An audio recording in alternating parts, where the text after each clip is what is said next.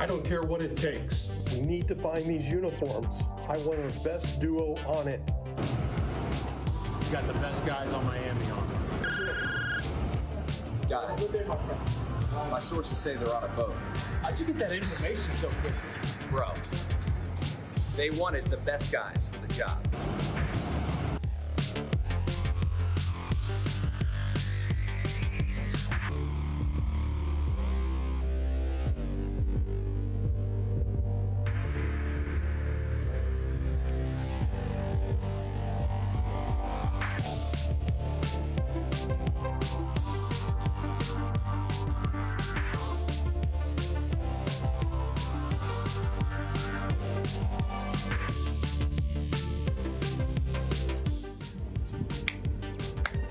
We gotta go, man. Let's go. Game time. Game time.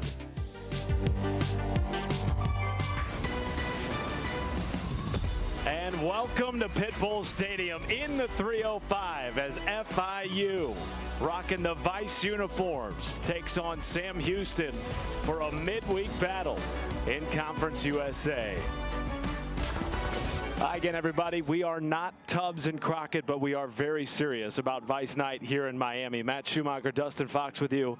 I guess we can take the shades off now. Beyond being thrilled to be here for Vice Night and the uniforms and the aura and the environment, we're also thrilled for this matchup. Two teams that feel like they have enough talent to contend for a Conference USA championship. Oh, there's no doubt. Sam Houston is a team. They're 5-2. First time in the FBS, looking to go to a bowl game. And on the other side of things, FIU, they're 2-5, but they've had multiple losses this year that could have put them in a spot where they could be 5-2, looking to go to a bowl game as well. We've got the Vice uniforms tonight. We're fired up for some football, and I think we're gonna have a fun one, partner. Well, the Panthers this year, as you mentioned, are 2-5. Those two wins have come at home. There's a lot of juice around Vice Night, not just with the uniforms, but the field and the build-up here at Pitbull Stadium.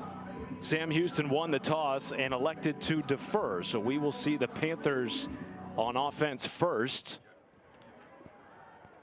And no return from Sequan No-Pierre.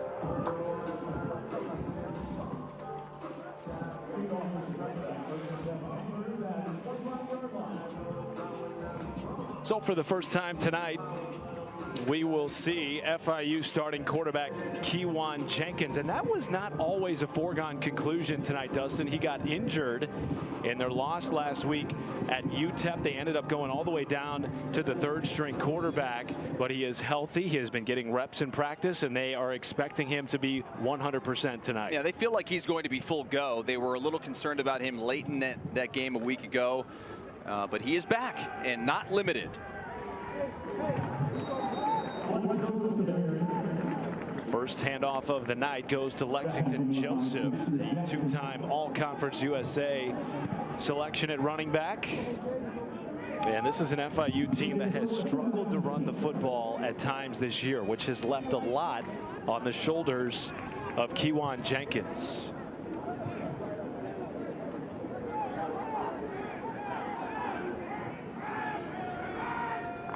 Empty set for Jenkins. And the lefty zips it right into the arms of the opposing team. Intercepted by Kavian Gaither on the first throw of the game. Well, not a way you want to start the ball game for FIU. And you wonder, Jenkins is battling that shoulder a little bit. They said he was not limited in practice, looked pretty good coming into this ball game, but that is just a poor decision and a great read by the defensive back, or the linebacker, I should say, kind of getting out there. When you're in that zone coverage, you're taught to expand the zone and have a feel for that, where that wide receiver's at. Does a really nice job there, and talk about a great start in terms of field position here for the Bearcats. Well, they are playing their backup quarterback tonight, Jace Bauer, because Hunter Watson, their starter, got injured last week in the loss to Western Kentucky. And he swings it out to Simeon Evans for a moderate gain on first down. This is a Sam Houston team that, as you referenced, Dustin, is just one win away tonight from bowl eligibility in just their second year at the FBS level. A remarkable turnaround from last season. Well, Matt, they've been a really strong program at the FCS level for years. Simeon Evans on the end around, tripped up before the line to gain. And that will bring up 3rd and very short. There's a look at Evans, who is a transfer from Army and is a quarterback at Army, comes over here. There's a look at Jace Bauer, though, who's going to get the start tonight. In fact, I covered him when he was at Central Michigan, started a few ball games for them. And here he is getting an opportunity here with the injury to Hunter Watson to start here at FIU.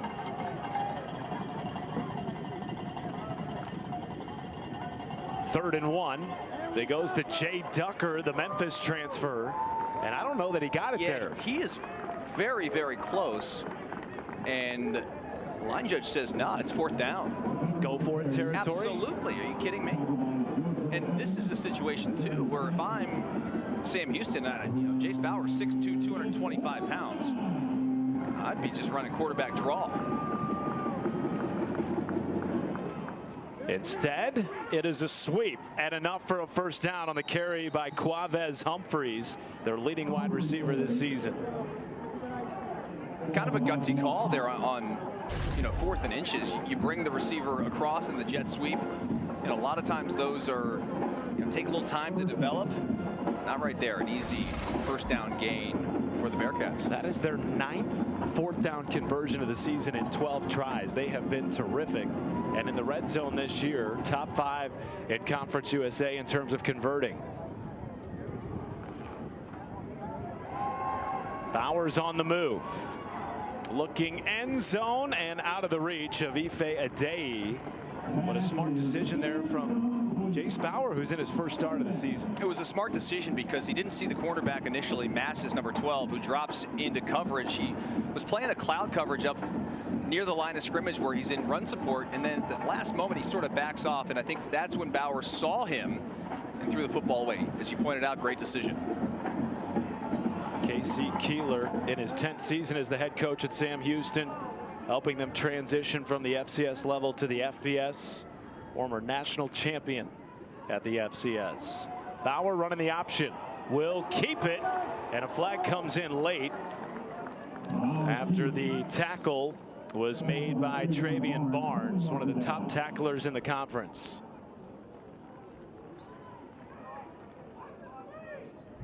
Holding. Offense number 19. 10-yard penalty, remains 2nd down. There's a hold there on the outside. That is Elijah Sohn, who has become a very impactful player in terms of the run here for this offense.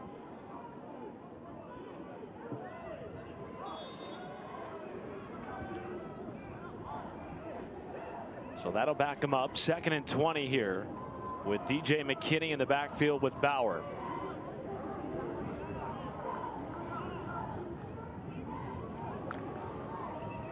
It goes to McKinney, and that is swallowed up immediately.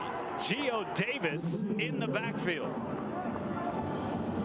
Boy, they're glad to have Geo Davis back this week.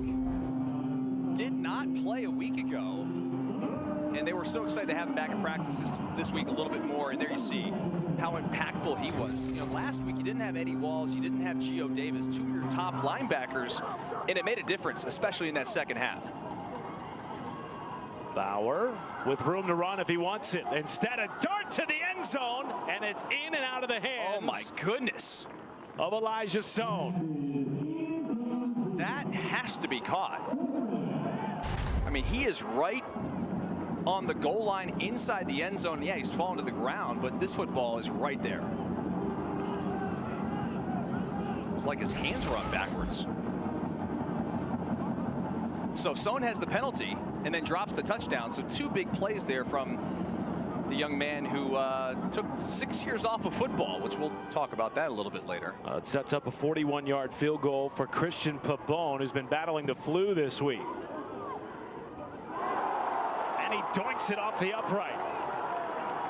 So after all that, the interception on the first pass of the game by FIU, setting up great field position for Sam Houston. KC Keeler's team cannot convert. No score in Miami. A beautiful night in the 305. We are celebrating Miami Vice night here on the campus of FIU. No score after a missed 41-yard field goal by Sam Houston. And now Keyjuan Jenkins comes back out, Dustin, after throwing a pick on the first pass of the game. How do you get him in a rhythm here? Well, I mean, listen, he's been a very accurate quarterback. That's the one thing the coaching staff told us this week. His number one trait that he's excellent at is accuracy. So I would not expect him to be fazed by it. I think he bounces right back. They go to Lexington Joseph, who breaks a run on first down. And that will be enough to move the sticks based on the spot. Tackle made by Isaiah Cash. Well, and you love that, too, to be able to come back after an interception and have a run like that, an explosive run to pick up a first down. I think that takes a little bit of pressure off of Jenkins. And frankly, because there was no harm, no blood, so to speak, on that last drive after the turnover, I think that also gives you a little confidence like, hey, it's okay. Made a mistake. We move on. No blood. Carry goes to Shamari Lawrence. This time stacked up, but churned his legs enough for a positive gain. Well, particularly, Dustin, because this team has struggled to run the football. We saw it last week against UTEP. They kind of became a one-dimensional team, especially in the second half when Keyjuan Jenkins went out. And big news for FIU, their right tackle J.D. Lee is back this week after he missed the UTEP game. And of course, with a lefty quarterback, he protects the backside of Jenkins. That's a good point. You know, Saffold filled in, nicely, but he's just a freshman. Back to the ground on first down, second down rather. And a tackle made by Trey Fields. He gets a good spot. It's going to be about a yard short of the line to gain. But here at 3rd and 1, Matt, you're near midfield. This is like the perfect opportunity. They always say, take a shot, right, on third and short, because you're going for it in 4th down no matter what. So the one young man we haven't seen is number 3. That's Eric Rivers. He just leaves the game, so they're not taking a shot to him. In fact, they're probably going to go a little tush push here. They call it the vice push? What do you want to call it? Maybe tonight. Okay. Jenkins under center. Pile moving. This is going to be close. Easily got it, I believe. You think? Yeah. I mean, the initial push was beyond the line to gain, and the official came in right away. Absolutely.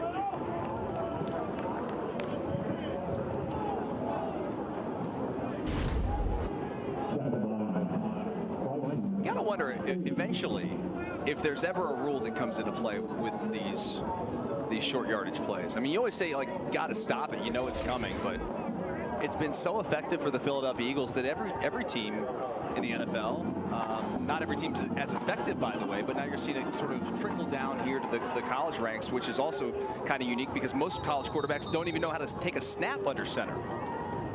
Timeout taken by FIU.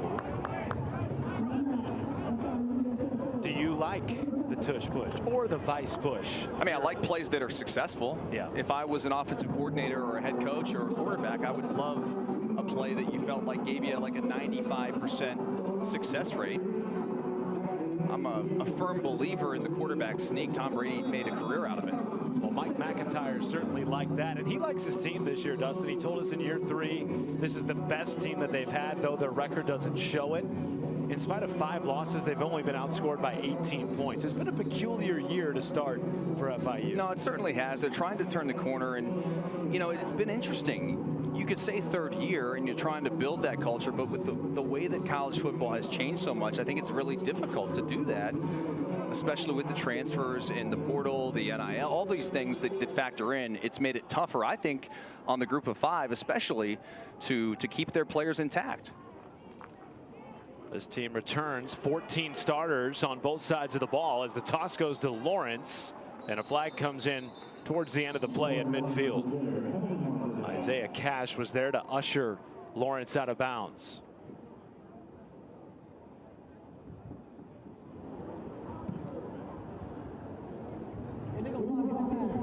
Offense number 85.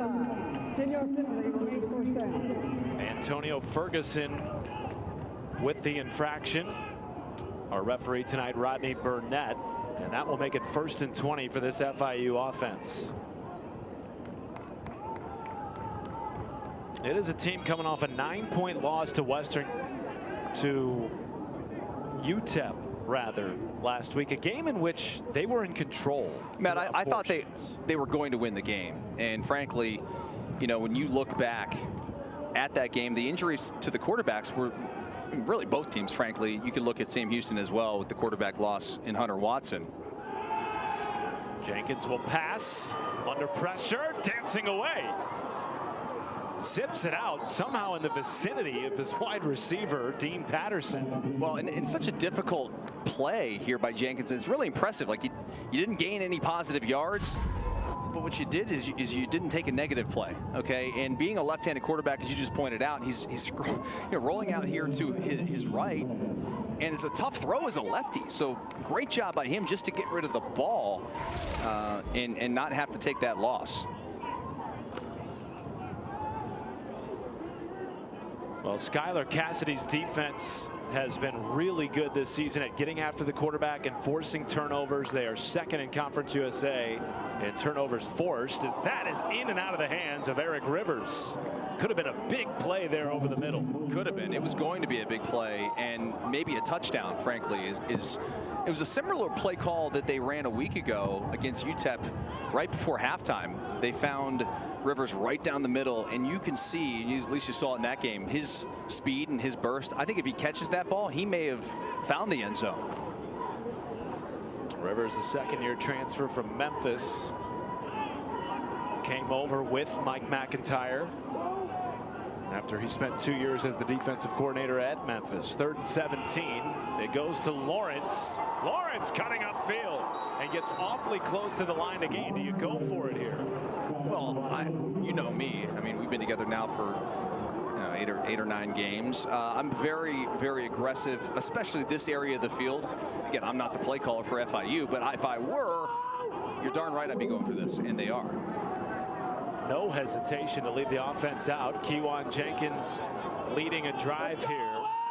The question is, do you put it on the ground or you put it in the air? Because it's not a situation where it's an easy, yard like it was last time. And Tripp's top of the screen. That's Rivers. That's your go-to guy in motion. Keep an eye on him. Jenkins looks the other way.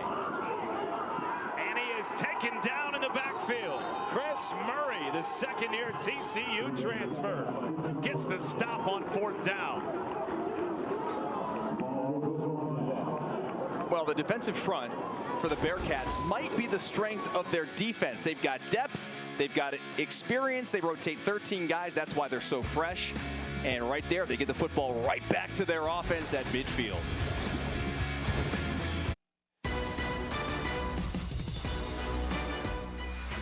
ESPN College Football Primetime is brought to you by McDonald's. A beautiful night just outside of South Beach here in Miami, Florida. The 305 at FIU. They want to be known as the 305. That is their brand. Right now, the brand is being tested as Sam Houston will start their second drive of the night in plus territory yet again. Matt Schumacher, Dustin Fox with you. Jace Bauer, the starting quarterback tonight in place of Hunter Watson. And it will go to the ground to DJ McKinney on 1st down, and he squirts right up the middle for a gain of 8. And that's really what I expect to see more of here tonight, Matt. That's the running attack of this Sam Houston offense. They've got 2 running backs in Ducker and McKinney, who they love, and they feel like they can ride the backs of those 2 dudes. And with Hunter Watson out, they're going to expect a lot more productivity out of those 2 backs. Bauer with a quick throw out. It goes to Quavez Humphreys, and he is tackled short of the line to gain. Well, that's a great point, Dustin, because Hunter Watson's their leading rusher this year. And with him getting injured in the loss to Western Kentucky, the backs will carry a heavier load. 3rd and 1 for Jace Bauer. It goes to McKinney. He's got a 1st down and more, and will move the sticks for Sam Houston.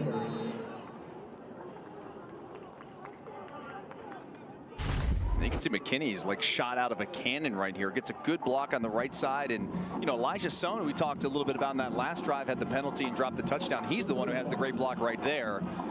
He sort of redeems himself from the previous possession.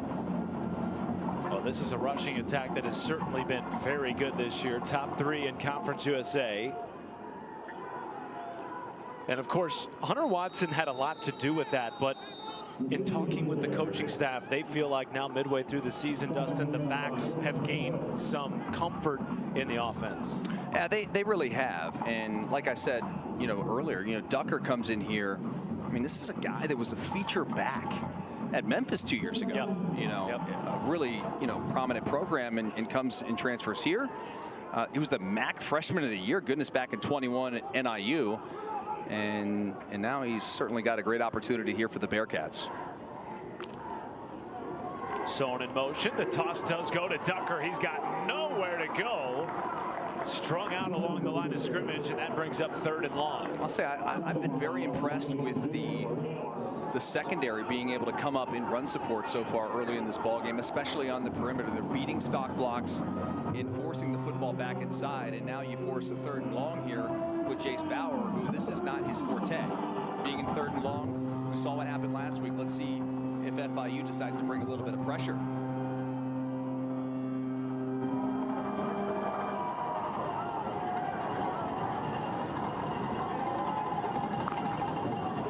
Pressure does come. Bauer gets it away quickly. Ducker with the catch. Cannot get out of trouble. And the tackle made again by Elijah Anderson-Taylor. Well, Barnes is the one who comes on the pressure, and he looks like a corner flying off the edge. He's not a corner, folks. He's a linebacker who's about 6 foot, 225 pounds, and makes every play for this defense. And then you got to give a lot of credit there on the outside, too. Really nice play by Elijah Anderson-Taylor to break down and force the stop. And now we'll see Pavon again. He missed from 41 at the end of their first drive. This from 49. And it is no good. Wide left. And we are still scoreless in Miami. FIU will get the football back when we return on Vice Night in the 305.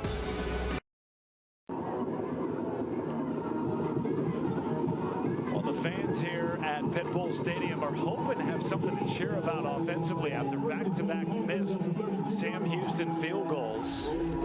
Matt Schumacher, Dustin Fox with you for a Tuesday night battle in Conference USA. FIU looking to get back on track after the loss at UTEP last week, a team that was previously winless. First down carry will go to Lexington Joseph for 11 yards and a first down. Interesting, we've seen 3 different running backs here so far for FIU. Lawrence, who's kind of been out of the mix for the last couple of weeks, has touched the football already in this game. Going with some tempo. Jack Jenkins getting out of trouble, using his legs. There is a flag on the play, but for now, a first down run by Kewan Jenkins. Well, there's a reason he was able to escape the pocket, and you're about to hear from it right now. 22, 10-yard penalty, remains first down.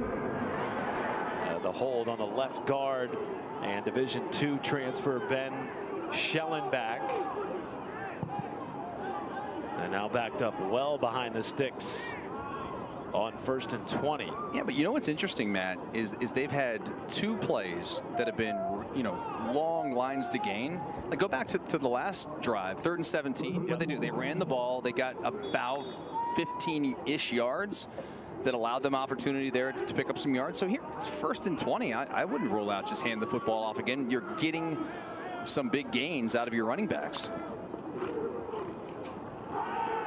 Jenkins pulls it out, gets it out to Dean Patterson, shaking loose, and a stiff arm at the end, out across the 50. There's the big gain you just referenced. Yeah, and I love the sort of, like, it's not really an RPO, but then they fake the handoff. It just creates enough of a difference in the timing to allow him to get the football outside. And I really thought a great play by Patterson, who sort of makes the play with the yak, right? Catches the football, little stiff arm, little missed tackle right there, and you get that extra 5-6 yards. No flag.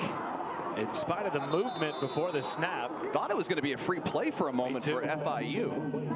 Antonio Ferguson, the intended wide receiver, now 3rd and 4 for Kewan Jenkins. And Matt, how many times can they get near midfield where we're talking about, hey, are they going to go for it on 4th down? It's been 3 straight possessions where they've gotten to 3rd down in this position. Both teams have been living around midfield. This has been such a bizarre start to a ball game, partner. Here's Lexington Joseph on 3rd and 4, trying to forge ahead and cannot. Stacked up by a plethora of orange jerseys. I actually would punt this if I'm FIU, just because of the way the game has gone. And you've given Sam Houston short fields every possession so far, and they haven't been able to do anything with it. So why not try to pin them deep and allow your defense to kind of put their ears back a little bit and make Jace Bauer, who's getting his first start of the season, make him go the length of the field. From your mouth to their ears, Ife Adei is back to receive the punt from Dayton Montiel. First punt of the night for either team. And a flag will come in first. False start. Kicking team number 82. 5-yard penalty remains 4th down. Maybe not the worst thing for this team because it gives Montiel a little bit more room to work with here. Yeah, these penalties on 4th down when they back you up 5 yards, it's not a big deal. He has down 9 punts inside the 20 so far this season. Adei back to receive. It's a good punt. He gets run over by his own man, and a fortuitous bounce for FIU. Right around the 15. Is Adei okay? He got destroyed. Joe Swen, the defensive back on special teams, number 16, is the one who's going to run right into Ife. Can't coach awareness. You got to get out of the way. My goodness. I mean, it was almost like he was on the coverage unit. That was a bizarre play. Well, here's our ABC College Football Saturday tripleheader, Dustin Fox. Every team ranked in the top 25, noon Eastern. Number 12 Notre Dame takes on undefeated Navy from the Meadowlands. Then number 15 Bama hosting number 21 Missouri, probably must win for Kalen DeBoer's team. And then we cap the night off with 8th ranked LSU, 14th ranked Texas A&M in College Station. First play from scrimmage on this drive goes to Jay Ducker. And for the first time tonight, to your point, Sam Houston will start in its own territory for an offense that has really struggled, Dustin, dating back to the 4th quarter of last week. Offensive drives have not gone well for this team. I mean, you just look at that graphic right there. It tells you why they did not win a week ago to Western Kentucky, and it tells you why they don't have a 14-0 lead right now. They were gifted 2 possessions, Matt, inside plus territory. No points. That is deflating for an offense.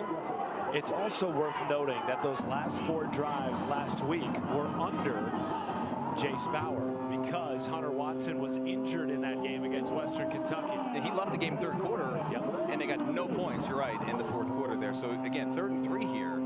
Haven't really seen Bauer take off and run with the football yet, and they may just have been gifted a first down. I believe you're right. We can get back. We can get back. Keep moving. We can get. No shit. You got to kill me.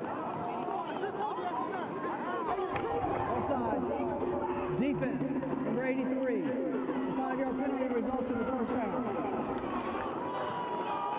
It was Cole Gustafson on the defensive line, gifting a first down to Sam Houston. The point of bringing that up, though, Dustin, is because I'd love to get your thoughts on how do you get Jace Bauer going, a guy that's in his first start, and the last 6 drives haven't gone his way. 1st and 10. The sweep goes to Simeon Evans, and the tackle was made right away at the line of scrimmage. So just to put a little bow on your point there, I guess I'll make that point after the quarter break. How about that, partner? Been an interesting first quarter. Very interesting first quarter. A couple of drives starting at midfield for both teams. 2 missed field goals. No score in Miami after quarter number 1.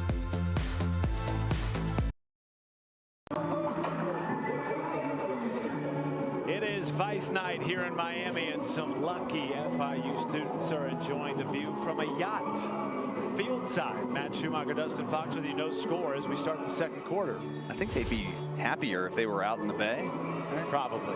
Instead of taking a cruise, on top of the turf. instead of sitting on top of the turf here at Pitbull Stadium. Here we go. 5 wide receiver set for Jace Bauer, whose offense has managed just 36 yards so far tonight. And that pass will go nowhere to Jay Rockwell and bring up 3rd and long. Yeah, they're just not having a lot of success here through the air. And that really just has been kind of the entire season. There's a look at Brad Cornelson. Well, this is a team that has led Conference USA in total yards per game this year. They've had great field position, but have not been able to capitalize with 2 missed field goals. Bauer under pressure, and the pass is dropped by Jay Ducker. And now a punt situation after the quarterback pressure by Travian Barnes, who has already been in the backfield a couple of times, giving nightmares to Casey Keeler. Well, when we talked with their staff this week, including head coach Mike McIntyre, they said you're going to see number 6 everywhere. And thus far, partner, every time there's pressure or a big tackle in space, it's number 6. By far the best player on that defense. Maybe the best player in the entire conference. Jaden Cardell with the punt. Here is Dean Patterson. He will return it from his own 25. And got maybe 10 on the return. Officially 9.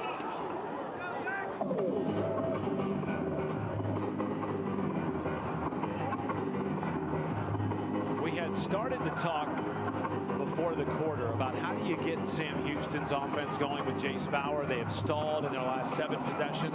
You could say the same for FIU with Keywan Jenkins. But their quarterback's been the starter.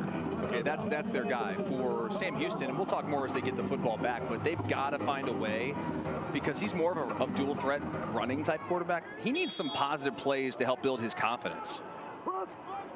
KJ Owens in the backfield with Jenkins.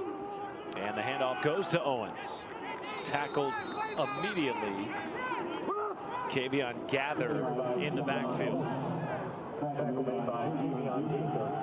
Gaither, I beg your pardon.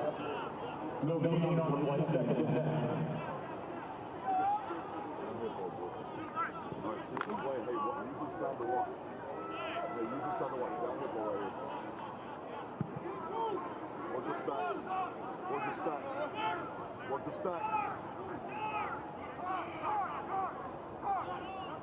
didn't have the overhead.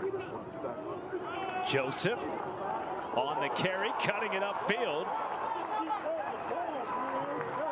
Matt, this jump cut here by Owens is just tremendous. There's a stretch play off to the left side, and they haven't blocked well. But you can see the Sam Houston defenders get in there immediately and nearly make the stop in the backfield. Trey Fields, who's, you know, built like a Greek god, makes a ton of tackles for that defense. He cuts back inside of him and gives them excellent field position here with the first down. 14-yard carry for Owens, and the ball at midfield again for FIU. Owens. Now there's Trey Fields again, Matt. This guy. Maybe we just put an ISO camera on number 6 for both teams on defense, because both of these guys are so good at running sideline to sideline. They're just twitchy athletes, almost like defensive backs playing a linebacker position. But to do that, you've got to be physical and be able to play in the box. And there you see Fields just does a great job showing great instincts getting to the football. Second leading tackler on this Sam Houston defense. Sets up 2nd and 11. Jenkins under duress, and the pass is sailed, looking for Eric Rivers. Well, there's a reason it sailed, and that's because Bryson Hayes was in the face of Jenkins. And man, he had a wide open receiver who again may have walked into the end zone. So you see the numbers, 1 of 6 for 16 yards. You're like, you threw the pick, not great. Well, there's 2 passes that could have been touchdowns for this offense. So now you got 3rd and 11 again. They just can't seem to get inside Sam Houston territory. Been here 3 times.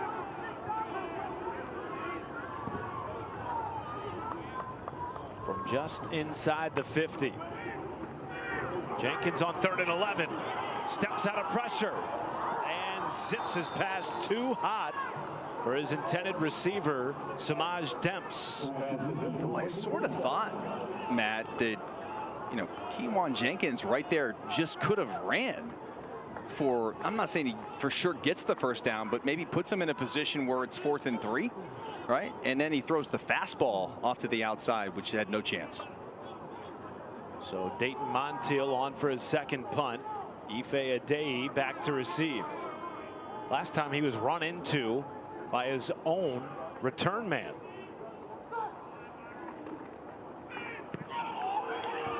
High spiraling kick. Adeyi bumped into again, and this ball will trickle inside the 5. 2 special teams miscues for Sam Houston, and again that will set them up deep inside their own territory for this next offensive possession, looking for some momentum. Still scoreless in Miami. A look at the Miami Heat Stadium in downtown Miami. Of course, the NBA regular season kicking off tonight. Big one out east. Reigning champs, Boston Celtics, taking on the New York Knicks. And meanwhile, here in Miami, Sam Houston backed way up inside their own end zone after a special teams hiccup. And that run will help nominally on first down after DJ McKinney carried it for a few. Well, and to your point, so many people neglect special teams. Well, special teams has cost Sam Houston on every possession so far. They've missed 2 field goals. They've had 2 blunders now on their punt return unit that has cost them.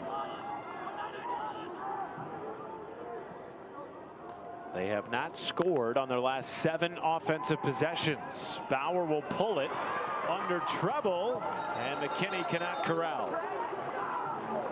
Well, they certainly have not done much offensively in terms of play calls that have allowed Jace Bauer to sort of settle in. And you made that point earlier, and there's been no continuity. It's just not been fluid as an offense. And frankly, that's both teams. They've been sort of clunky to start the game, and now 3rd and 7, you're backed up. The last thing you want to have happen here is Bauer to try and force a play that could be devastating in terms of a turnover for your offense here, backed up.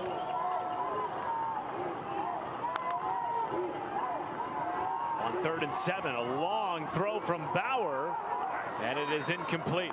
He was looking for Ife Adeyi. It's so amazing now, and I play defensive back, that every time there's a football like overthrown like that and there's a little contact, you put your hands up. You're like, no, I didn't do anything. It's almost like an instinct. And then I see a player do that only because I've been in those shoes so many times, and then you look for the flag. Most times I saw a flag. Just saying. Most holding penalties in the Big Ten when you were playing? I'd say pass interference, partner. This is a tricky situation here for Jaden Cardell, the punter for Sam Houston. Didn't get a whole lot of pressure. Dean Patterson at the 50 will return it and is taken down almost immediately. But plus territory to start for FIU when Kewan Jenkins and the Panther offense return to the field here in Miami. No score.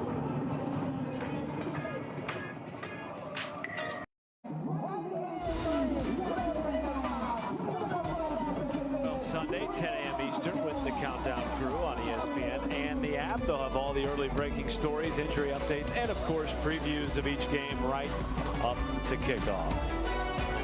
As we welcome you back to Miami, Florida for a showdown at FIU between the Panthers and the Sam Houston Bearcats. A scoreless affair where there have not been many pass yards between both teams. In fact, a combined less than 40 between the 2 quarterbacks, and they're looking for some momentum here after their drives have ended without any so far tonight. You always wonder, is it good defense or is it bad offense? Is it a little bit of both tonight? Sure. You never want to not give credit to one side of the ball, but I would say more times than not tonight, it's just been sort of offenses that have really struggled. Joseph will get 2 on first down. That's interesting coming from a defensive guy. I thought you might want to give props. No, they deserve props. There's been good plays made. We've been hyping up both number 6s for each team's defense. Trey Fields for Sam Houston, and for FIU, Travion Barnes. Those guys have made a lot of good plays. But if you're watching this game at home, you're sitting there thinking, goodness, both teams have had awesome field position, and there's 0 points on the board. Something's got to give here. Best starting field position of the night for FIU here. On 2nd and 8. Jenkins will keep. And skirts up the middle to make it 3rd and manageable for this Panthers offense that is really yet to threaten to score against Sam Houston tonight. Well, they had 2 plays I thought could have been explosives. They were drops. And that is why we're sitting here 0-0. But now, again, a 3rd down, you're inside the 40-yard line. To me, this is for sure 4-down territory. You got 2 plays here to pick up the 4 yards.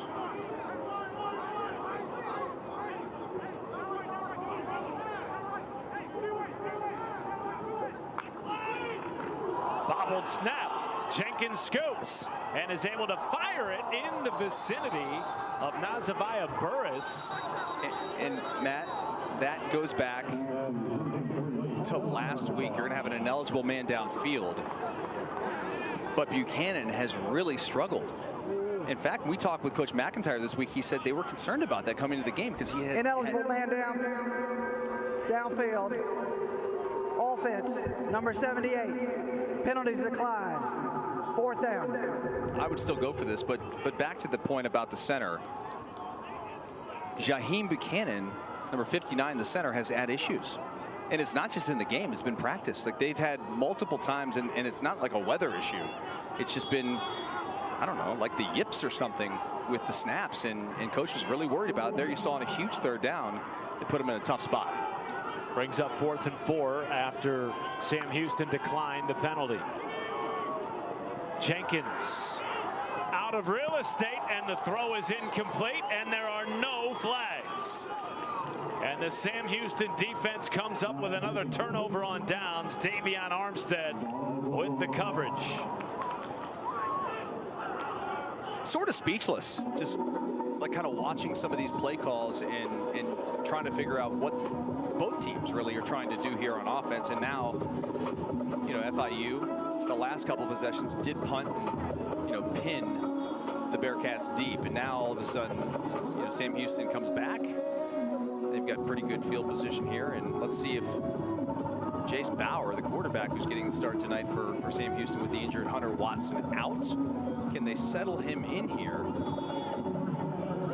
I just think you got to do some RPO stuff with Bauer, especially on early downs.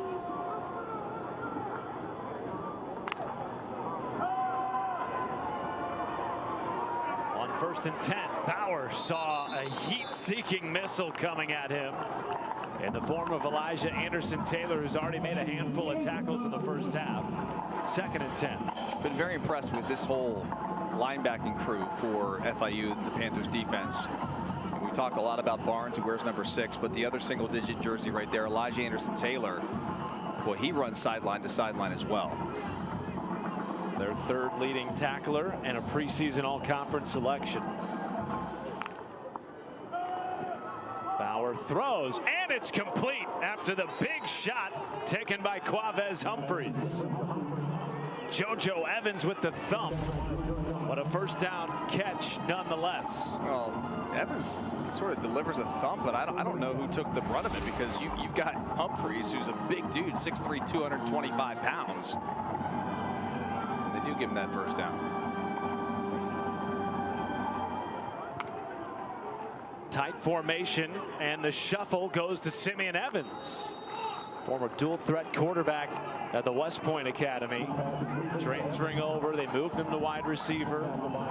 Casey Keeler said he was not open to it initially, but has grown to love it. Now their 2nd leading target. Just too good of an athlete. This on the ground to Ducker. He rumbles ahead for a few, brings up 3rd and short. Now it's early here, and they're not even close to getting in the position to maybe have another field goal attempt. But because of the last 2 misses here, I wonder how that changes your philosophy here as a play caller for Casey Keeler and company for the Sam Houston offense. Christian Pavone has missed from 41 and 49 tonight, battling the flu this week. They weren't sure he'd be able to go. He has missed both field goal attempts so far in the first half. 3rd and 3. A swing pass to McKinney is enough for a 1st down, and the chains continue to move for this Bearcats offense. I also think that bringing a little tempo here to the offense has sort of helped them on this drive. I continue to try and run some plays a little bit faster, especially when you're getting some yardage on the perimeter. It really puts the defense in a tough spot in terms of, hey, we're getting a little bit tired running sideline to sideline here.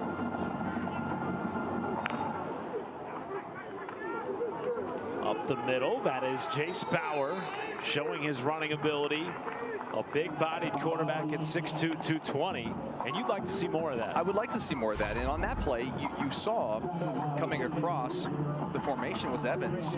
There's a little ISO on our star linebacker there for FIU, Travion Barnes, who we've been hyping up throughout the day. But I do like that call, Matt, because you set it up with the previous jet sweeps.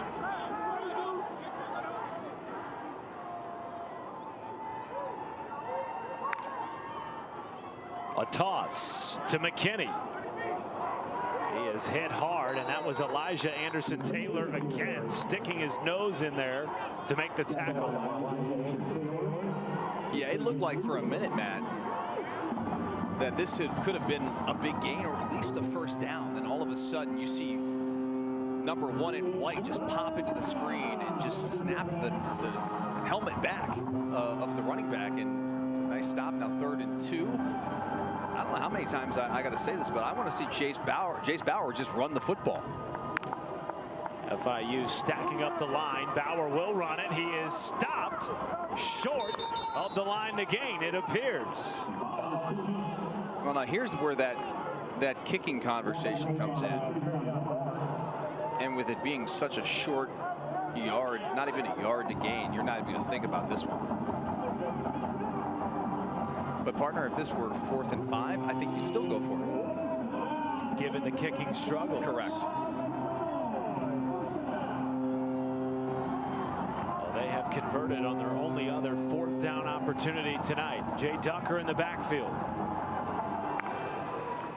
It goes to Ducker. He has enough for a first down and more, hurdling a man inside the 20.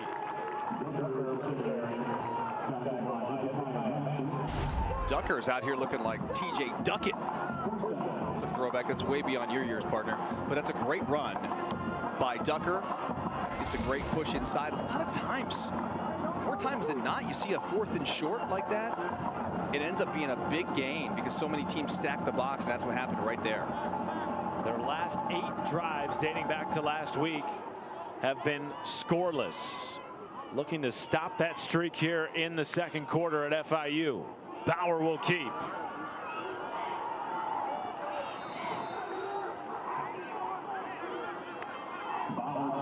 And this has really been the first sustained drive for either team in the first half. That was the 10th play for the Bearcats as we tick near 5 minutes left in the first half. It's so crazy because you look at the scoreboard, it's 0-0. There's only 5 minutes to go in the first half, and it just feels like neither team, outside of what the Bearcats have done on this particular possession, have had any sort of rhythm. Late substitution here for FIU's defense. And now a timeout called by Casey Keeler. Late substitution by Sam Houston, had to allow for the substitution for FIU, and the timeout called as the play clock winds down. A little cat and mouse here. And we will take the timeout with them. No, we will not. We will stay right here and talk about what Casey Keeler wants to do. Check that. We're going to come back in 7 in a few minutes and see what happens on this 2nd and 7. 2nd and 7, 5 minutes to go in the 2nd quarter. And easily the best drive of the night for either team. 10 plays for Sam Houston. And they are threatening. Spread everyone out here. Sorry, Matt, at the bottom of your screen. I wonder if this could be a quarterback run. He will take it. It is Jace Bauer on the move. And inside the 6, pushed out by Barnes. Yeah, it was a great play design because they put everybody to the bottom of the screens. Trips, then you also motion the back out to empty. That thing opens wide open. I'm not even so sure it was a designed quarterback run, but it turned out to be perfectly designed for Jace Bauer to pick up that first down and now have him 1st and goal for the first time tonight. We might see some points. 2 missed field goals already tonight for Sam Houston. They want to bypass all of that and get inside the end zone. Here's McKinney. Well, you've been calling for it all first half. More runs for Jace Bauer, designed or not, and we've seen him a couple of times in areas where he extended the drive. Oh, listen, Casey Killer's a very, very smart coach, and he's won a lot of football games. And sometimes there's more than one way to win a football game. You don't have to have the gaudy numbers through the air or whatever it takes. In a game like this, you just got to find a way to get the dub. And if it's working, and it is so far, at least in this drive, the most productive drive they've had of the night, I would continue to do it throughout the game.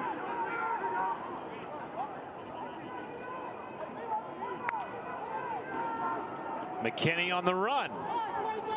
And lunges ahead. They will spot him at the 3. How big is this third down? Huge for this offense. Because if you don't get some sort of positive yards here, you're really going to be in a tough spot in terms of making a decision whether you go for it or not. And if you don't come away with points in this possession, that would be devastating for the Bearcats. Huge, huge third down here. From the 3. Bauer back of the end zone. There was contact and the flag comes in late. Simeon Evans, the intended receiver, he was guarded by Hezekiah Massis.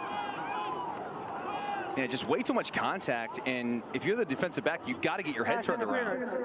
Defense number 12. The penalty occurred in the end zone. The ball will be placed at the 2-yard line. First down. Here's your isolation on the outside. You see the entire time. I mean, if you're Masses and you're playing that press coverage, you got to look at your receiver first. He makes the jam, but his eyes are in the backfield. And so when that happens, the ball goes in the air, and then you're left in a defeated position. First and goal from the 2. Handoff to Tucker, and he is stopped. Elijah Anderson Taylor with his 7th tackle of the night. Barnes was in there as well. No, that is the area of the defense you don't want to attack. We're talking about the interior front of that defensive line. Where do you go here on 2nd and goal from the 2? I think you go back to the motion.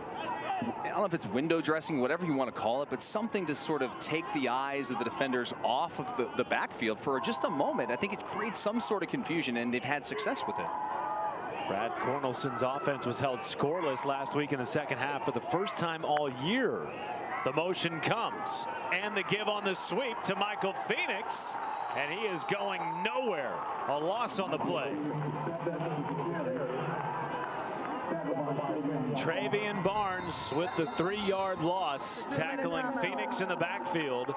And that brings up another all-important 3rd down for Sam Houston when we come back after the 2-minute timeout in Miami.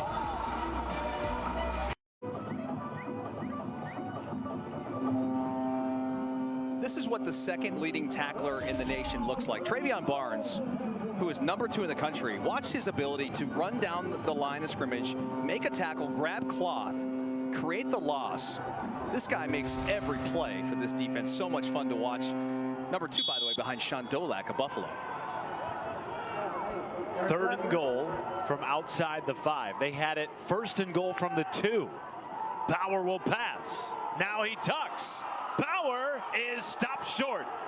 Elijah Anderson Taylor. And now you're going for it here, surely, right? I think you have to. There's your kicker on the sidelines. Pavon has missed 2 field goals tonight. Now, one was from 41. FIU, that's their 2nd. I don't the think other from 49. I don't think this is about making or missing this kick. I think that, you know, you could get a kid off game day to make this field goal. But in terms of getting points here, it's so vital. You've got to put something on the scoreboard if you're Sam Houston. I'm not advocating them to go for it, even though it seems like I kind of am.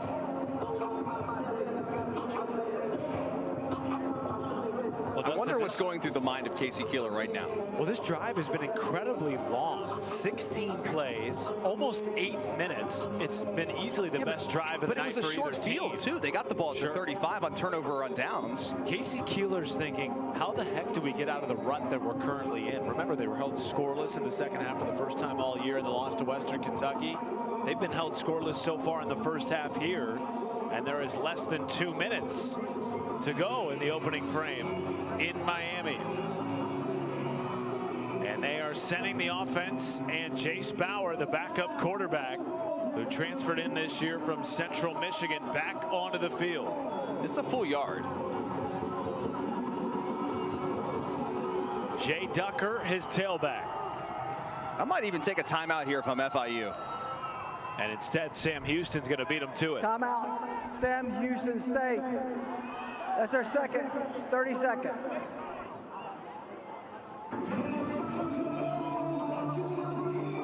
Well, Monday Night Football has a premier matchup. Malik Neighbors and the Giants are in Pittsburgh squaring off against Russell Wilson and the 5-2 Steelers. 8 Eastern, 5 Pacific on ABC, ESPN, The Plus, and Deportes. We've talked a lot about quarterbacks in this game. What do you think about Mike Tomlin going from Justin Fields to Russell Wilson? I like the decision to go with the veteran. And in this situation on 4th and goal, Jace Bauer's been around for quite some time. Let him keep the rock. I would let him keep the rock here. We've already seen a couple of big gains with the football in his hands, using his wheels. He's big-bodied, 6'2", 220. Do we see a little Bearcat push? Well, the only concern that you have to have is if you don't go under center and you put the quarterback 3 yards back and you shotgun snap it, there is a chance that FIU's defensive line can make a play.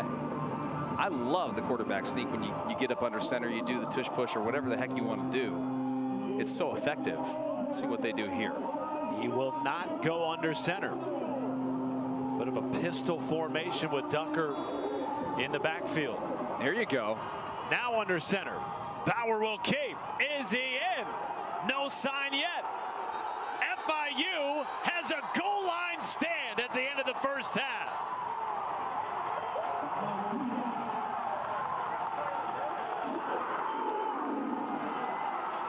How about the Panther defense bowing up twice? 1st and goal from inside the 5. And Sam Houston comes away with 0 points. What a stop inside. You can see the defensive line led by Quaylen Hill, 95. He's the big dude in there at 317 pounds. And then you got guys like Evans and company just pulling Bauer back as much as they possibly can. When you try to go over top like that, you go high, you don't have the ability to push with your legs. And because of that, he sort of stopped, and then the defenders just grab whatever they can and start pulling and pushing backwards. And there was just never enough push to get across that goal line. Now you get the exact same play, but now they're hooked up with 5 free yards. That's a big mistake by the defense right there. Why are you trying to jump off sides? This is not a goal to gain. Defense number 33 with contact. 5-yard penalty, remains first down. Kendrick DeJour.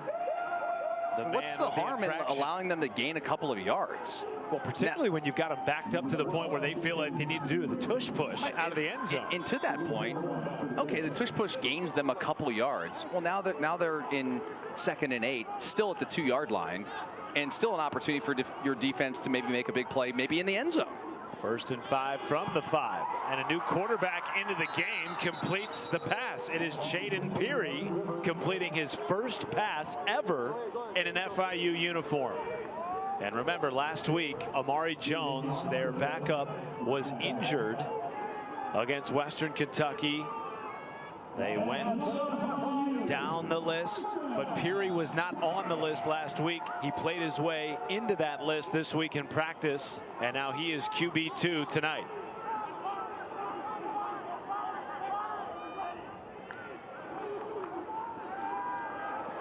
Joseph will twist ahead for a few. Tackle made by DeJour. And look, you can be aggressive here if you're FIU, because you look across the sideline there. Sam Houston's only got 1 timeout. They used 2 on the previous possession. So because of that, it allows you to be as aggressive as you want and not have to worry about Sam Houston calling timeouts and getting the football back.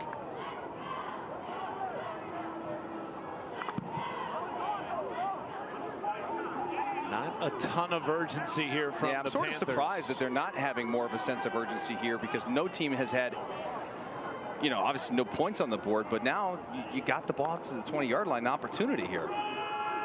Instead, another run. This will move the chains. Do they think about getting up quickly and running a play here? Doesn't look like it.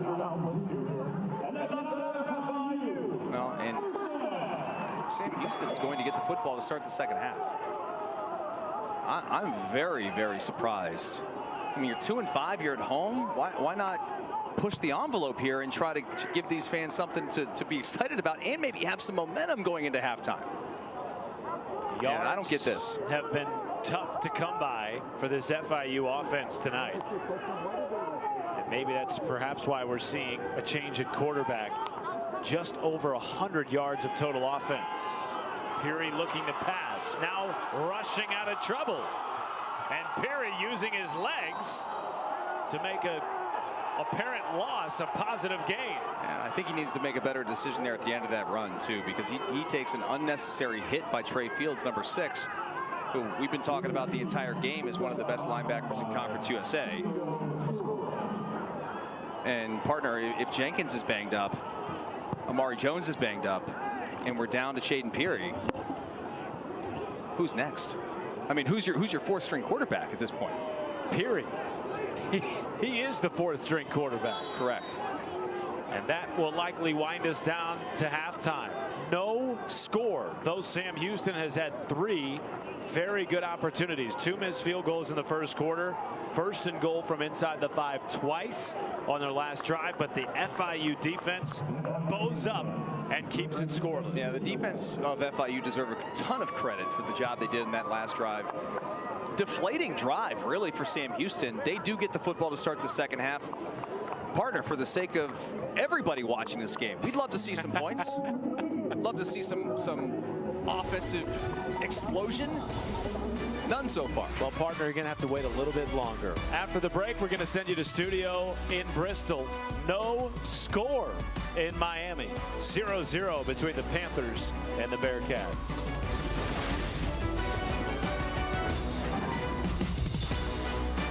A gorgeous night in Miami, Florida. Vice night on the campus of FIU. The offense, not so pretty. 0-0 at the half. A defensive battle, if you will. Second half is coming your way after this.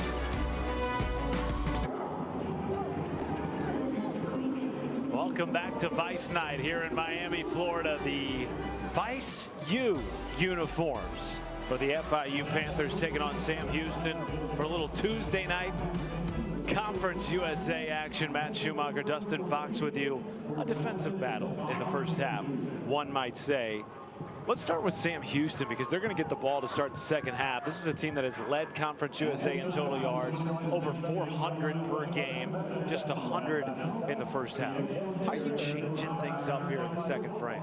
I like what they did in that final drive before halftime. The problem was they didn't get any points, but they did move the ball down the field. I think they did a nice job with Jace Bauer finally letting him settle into the RPO game, and they got those positive yards. But the problem is, Matt, they had 7 tries from inside the 10-yard line to get points, and they got 0. So that can be sort of deflating to a team, to a locker room, especially going into a half like this. The positive is they get the ball here to start the second half. They need points like ASAP right now, because I'm not so sure that 3 points doesn't win this ball game. Neither team offensively has shown any ability to really move the ball consistently. And the other thing on the other side, Matt, for FIU is who's going to be quarterback. We saw a quarterback change right before halftime. Jenkins did not return. They ended up going with their 4th string quarterback because they have injuries to their 2nd and 3rd string quarterbacks. Yeah, can we say both teams have some quarterback issues? They do. Chayden Peary is going to be the guy most likely we see. But who the heck knows? I don't know if they're changing the quarterbacks up on FIU because of injury, because we do know that Jenkins was a little bit banged up a week ago in that loss to UTEP. But nonetheless, they're trying to find something going here on the offensive side of the ball to give these fans something to be excited about. The only thing electric tonight on the field has been the uniforms. In the field itself, this is returnable from inside the 10. And Sam Houston's offense will start inside the 20. Their last possession of the first half, you said, was easily their best. You liked some of the momentum. It went for over 8 minutes, ended up scoreless, and now they are scoreless in back-to-back halves for the first time all year. Boy, Matt, they've had a really rough go, not just in this game, but you said it there. Go back to last week's game. They just have not been able to find a way to finish drives. You saw that great stat right there. They have not scored since the second quarter against Western Kentucky, and that was when Hunter Watson was still at quarterback. Instead, here it's Jace Bauer, and he will use his legs to pick up a positive gain. Watson, of course, was injured just before halftime in that loss to Western Kentucky, so it is the Central Michigan transfer, Jace Bauer, manning the controls. I do like this when they go a little bit more empty and spread things out in terms of the FIU defense. I do think it gives opportunities for Bauer to see the field a little bit better. As protection will take off again and lunges ahead for another positive gain. Marquez Tatum with the tackle, and now 3rd and medium for Sam Houston. Yeah, typically I'd offer some great analysis, like how do you pick up this 3rd and 5, but really, I mean, dealer's choice. It's been a struggle with everything they've tried to do. Just 2 of 9 tonight on 3rd down. And just over 100 yards of total offense. 3rd and 5. Bauer in traffic. Catch was made by Simeon Evans, but short of the line to gain. I actually love the play design and the call. You know, you find Evans right there. He's wide open. There's cushion. There's space. The problem is there's a lot of wasted motion by Evans once he catches the football. It's like, just stick that foot in the ground and try to get upfield. And a little bit of dancing around, you allow the defender to try and, you know, make that stop. And a good job there by Anderson Taylor. Jaden Cardell, his 3rd punt of the night, a booming kick, and Patterson will field it inside his own 30. Well, the big question we just talked about is who's going to be the quarterback here for the Panthers. And it would appear in the huddle right now is number 12.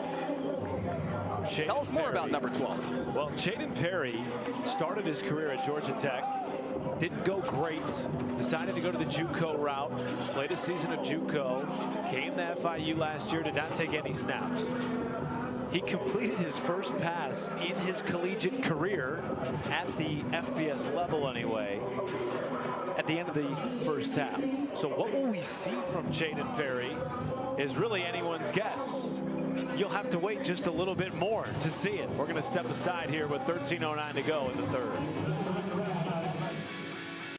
Well, Panther fans are excited to see Jaden Perry running the offense. See if that might provide a spark for the Panthers here. Their first drive of the second half starts with a Perry keeper, and he is dragged down after a gain of 3.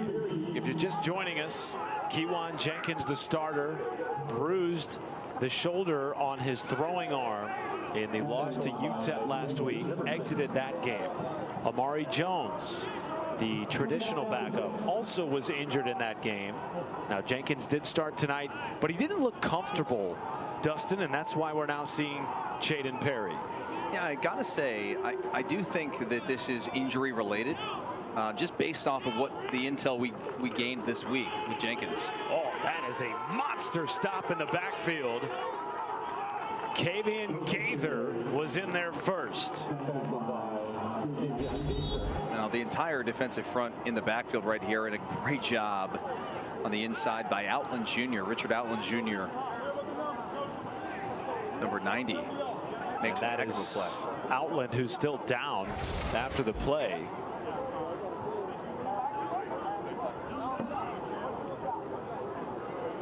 To your point about you feeling like the quarterback change is injury related, what we saw from Kewan Jenkins tonight was very out of character. He was 1 for 9 with 16 yards and an INT, Dustin.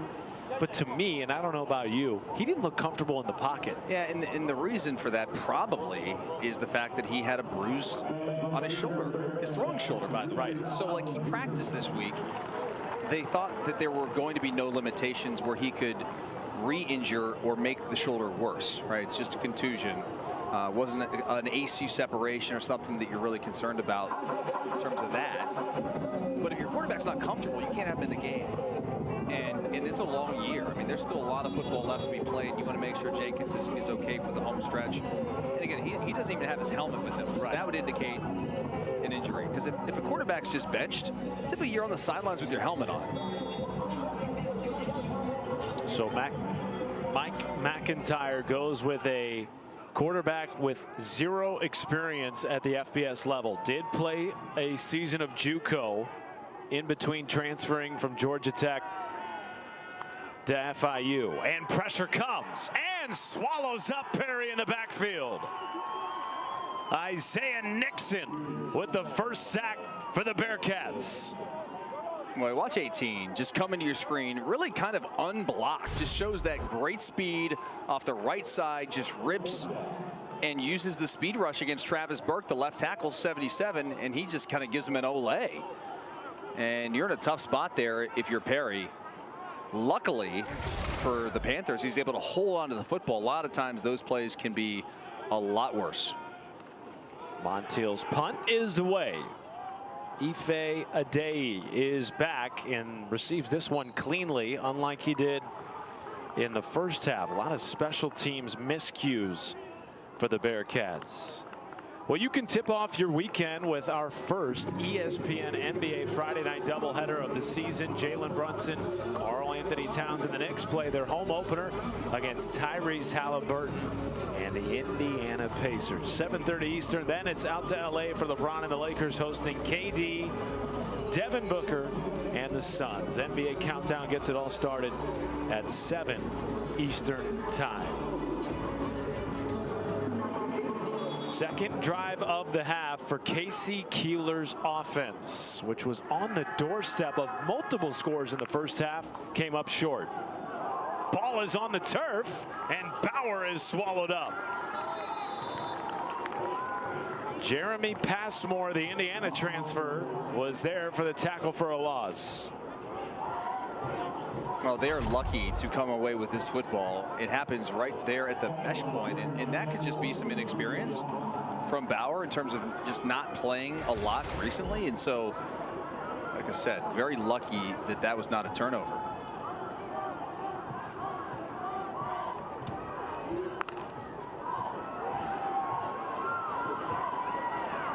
Pass is caught near the original line of scrimmage.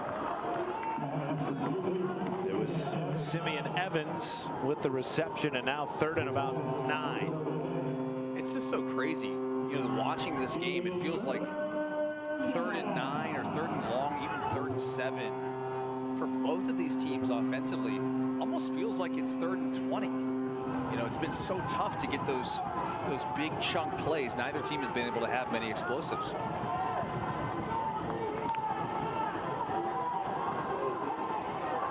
Bauer buying time, looking, and floats it out of bounds. Great pursuit by this FIU defense, and again another punt forced by the Panthers. And it was a great job really by the FIU defense creating pressure, because I was watching the secondary. It's where my eyes go, right? Because I'm a former defensive back myself, and you know, Ife Adeyi, number 2, ran a phenomenal route to the sticks. He comes back, and because of the pressure, you know, Bauer just can't get rid of the ball, can't find the target. That would have been an easy pitch and catch, but again, a lot of credit goes to that defensive front getting off the field and creating the pressure.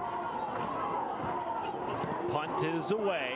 Dean Patterson inside his own 25. Late fair catch, ball on the turf. Who's on top of it? There's a flag out. Late flag after the pileup. And was there contact, though, before the ball was attempted to be caught? Well, Patterson waved for the fair catch, then had to scoot forward a little bit into traffic. It will stay with FIU, and they escape a disastrous mistake on special teams.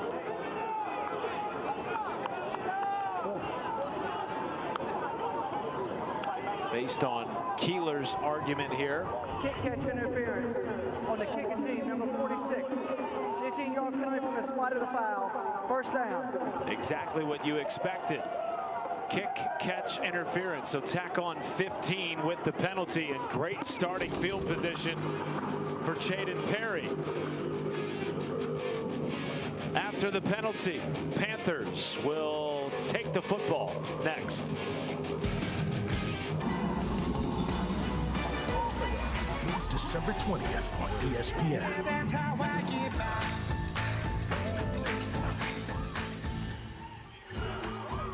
The score hasn't changed. Possessions have changed, but we're still 0-0. There's Casey Keeler, head coach of Sam Houston. He's fired up because, and I kind of agree with him, I thought the kick catch interference call, which spotted FIU about 15 yards after that muffed punt, is huge. I mean, the penalty yardage in a game like this could be the difference. Well, particularly when FIU has struggled to move the football. I mean, we've talked about it at length tonight. They had a few big chunk plays that were negated by drops in the first half. Outside of that, they have not threatened this Sam Houston defense. And just 80 rushing yards tonight for the Panthers as KJ Owens joins Perry in the backfield. Less than 230 combined yards between these two teams. Pressure off the edge. Perry quickly outside, and contact there immediately, knocking Burris to the turf. And another 3rd and long coming from FIU.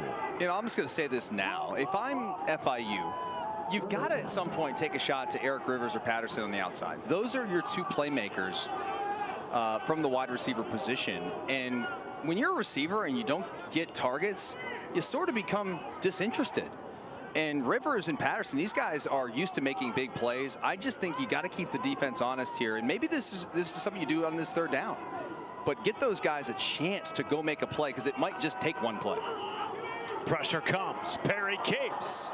He has enough for a first down across midfield, and a late flag comes in after the tackle by Caleb Weaver.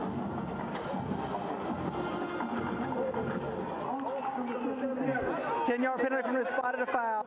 Remains 3rd down. It was the left tackle, Travis Burke, negating a double-digit gain by Chayden Perry. That one hurts. Oh, there's no doubt. I mean, you first, you know, with the new quarterback, Perry, you get a first down, and then it's immediately taken away. And, you know, before that last 3rd down, I suggested you take a shot. I still think that's in play. You know, Rivers, who I've been watching for the last couple of weeks, I mean, he's been so much fun. He just doesn't really feel like he's a part of the game right now. He has 1 catch for 9 yards. Perry zips it out, and that play goes nowhere. A loss in the backfield, and a swarm of Bearcats were there. Kavian Gaither was in there first.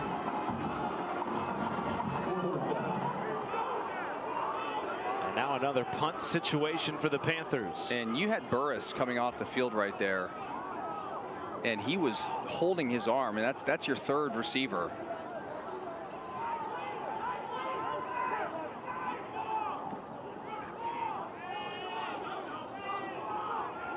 Montiel to punt. It's blocked. Bearcats are on top of it. Could go to the house. Is it a touchdown? No. Knocked out of bounds, but a massive special teams play for Sam Houston. Jalen Jimerson on the block and scoop. Now this is huge. Right up the middle, unblocked, and then recovers the football. Now, will this become a huge turning point type of play? Can they find a way to get in the end zone?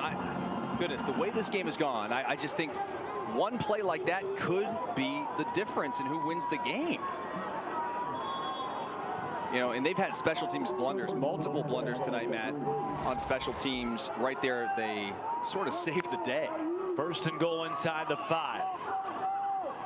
Handoff went to McKinney, and the spot will be short of the goal line. That's a great point, Dustin, because we lamented Sam Houston's mistakes on special teams in the first half. A couple of botched punt returns, 2 missed field goals.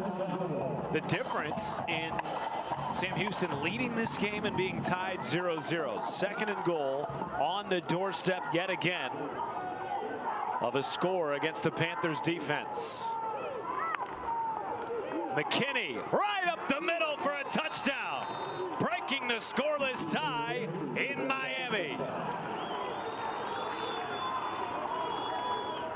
Can you see the sense of relief there on Casey Keeler's face as he rubs his hands through his hair? He's like, goodness, this game is aging me like 10 years. His hair will be all gray by the end of this with the amount of penalties and miscues they've had. But because of the great special teams play, they have points on the board. Vaughn's extra point is good. 7-zip. Sam Houston breaking the trend of back-to-back scoreless halves. Well, there has not been a lot of offense by either team. Who needs offense? We got special teams.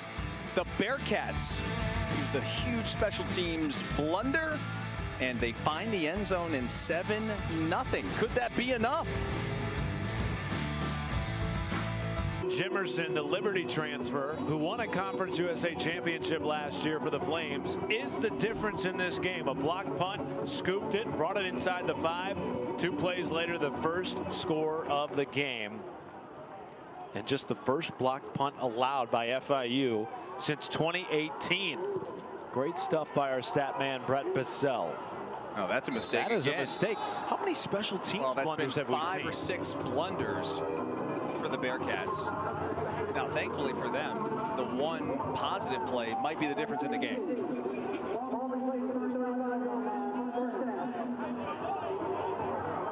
So you see his hair turning gray as we speak. I see your hair turning gray watching this. It's already been turning gray, partner. Well, he's got to be happy, Dustin, that he's playing with a lead because his defense has pitched a shutout so far. Yeah, and now they see the second quarterback of the night for FIU, Chaden Perry, who finished the first half, is back out for the Panthers. Well, Matt, yeah, I made the point on the last drive that I think they've got to try to take some shots down the field. And we went back during the break and looked. They've only attempted 1 pass more than 10 yards the entire ball game, and that throw was on the very first play of the game. This is a keeper for Perry. Gallops ahead for 5 on first down.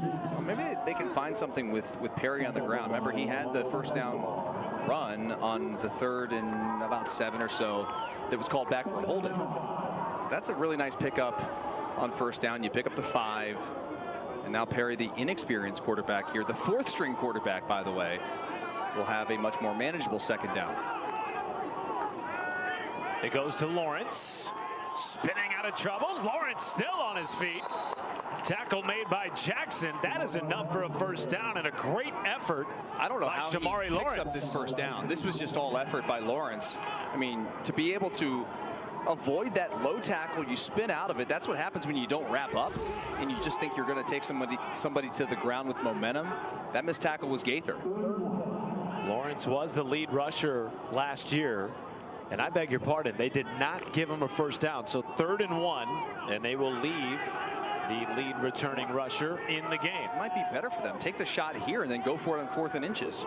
Instead, it's Lawrence again. He is stacked up and not enough, even with the reach. And so with the ball inside FIU territory, do you go for it on 4th and a long 1? Yeah, I would. I think you have to consider it. When wouldn't you go for it, Dustin Fox? If you were 4th and 5 here, I wouldn't go for it. Big call by Mike McIntyre and David Yost here. Another vice push. Well, the last time they did this, they drew them off sides. This time they were going to get the first down.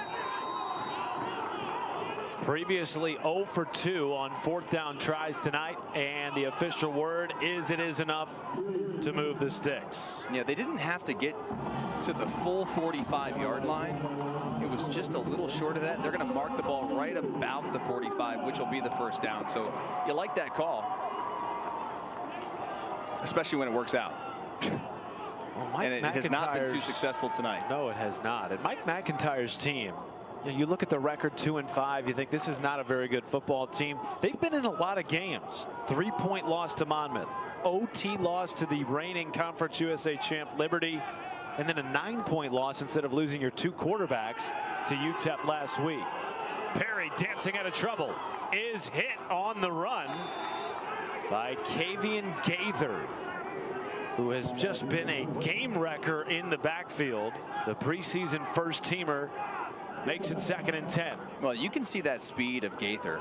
This is a guy that was a former safety in high school, so he still has that speed from a strong safety position, but now he's put on a little bit of weight here, up to about 220 pounds. You can see that athleticism has still remained, but man, he's the thumper there.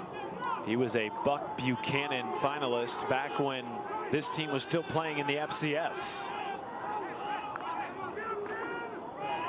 Up the middle on 2nd and 10 for Shamari Lawrence. And another 3rd down coming for FIU. Tackle made by, yes, Kavian Gaither. You know, how are you going to score points, Matt, when you don't take any opportunities down the field? You tell me. It was more of a, even though I said Matt, it was more of like a rhetorical question. Yeah. Maybe some fans on Twitter can chime in. They have not fared particularly well on 3rd downs this season or tonight. Just 1 for 8 on 3rd and to go. Perry takes a shot, continues his momentum, and the line judge has him marked short of the line to gain. Yeah, but he gives him a chance. You know, that's a great effort there by Perry to try and do anything you can to push the momentum past the line to gain. He gets him close, and he gives you an opportunity here to go for it. You can take a look at the end of the run. Sort of bounces off defenders there. Now that was Caleb Weaver. Comes in, just tries to make a chicken wing tackle. They will try to convert their 2nd straight 4th down. Oh, that's a neutral zone infraction. And they will get some help. Free 1st down.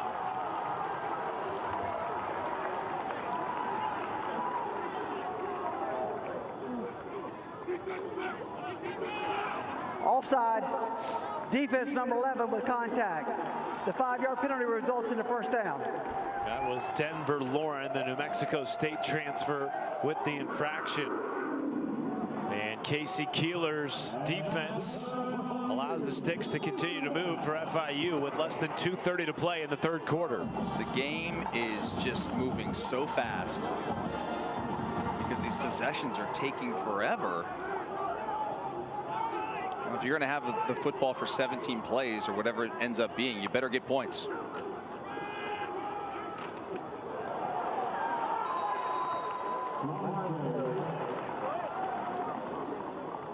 This has been a nice drive here by the Panthers. Now, granted, you've had to have 2 4th down conversions, one of which was gifted on a penalty. I like the way Perry's handling this offense. He's had a couple of nice runs. Would be nice to see them try to target Eric Rivers. Still, the poor guy's just been running DBs off all day in terms of, like, you know, on run plays, you're running down the field, you're sprinting 20-something yards. You try to keep those guys engaged. Still just 1 catch as Owens burrows ahead for a pair. Tackle made by Richard Outland Jr. as this drive ticks over 5 minutes in length. And Rivers has been their lead wide receiver, almost 550 yards receiving coming into the game, 4 touchdowns. One of the top receivers in the conference, but they have not found him so far tonight. Well, and listen, even if you don't want to take shots down the field because you're worried about a negative play happening, your quarterback making a poor decision, it's okay to try and get the football in the hands of your playmakers via a jet sweep. Instead, it's Owens again on the 3rd straight run, and this is going to be an awfully close spot here. 4th down. Surely they'll go for it for a 3rd time on this drive. Let's see how close it's going to end up. It's about a full yard again. I mean, twice now you've got the Bearcats to jump off sides when you've tried to do the tush push, so why not do it again? David Yost, a Gary Pinkel and Mike Leach descendant, sends him back out for the tush push. Less than 10 seconds on the play clock. They will have to get a play off before the fourth quarter. It is the push, and enough for a first down. The drive continues for the Panthers as we roll into the fourth. 7-zip Sam Houston. Thanks to a blocked punt and a touchdown. Sam Houston defense still pitching a shutout. They will have to stand tall as we move to the fourth quarter with a 7-0 score in Miami.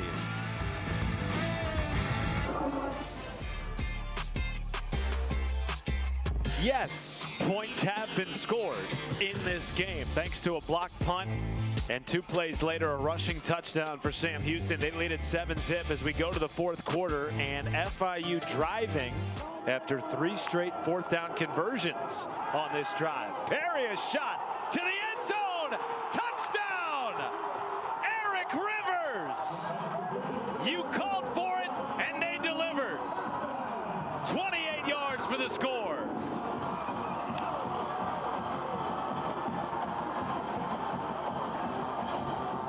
I'd love to take credit for it, but it's just so obvious. It's something that we've been seeing up here the entire game, and I'm sure FIU fans at home or here in the stadium are like, why is number 3 not getting any targets?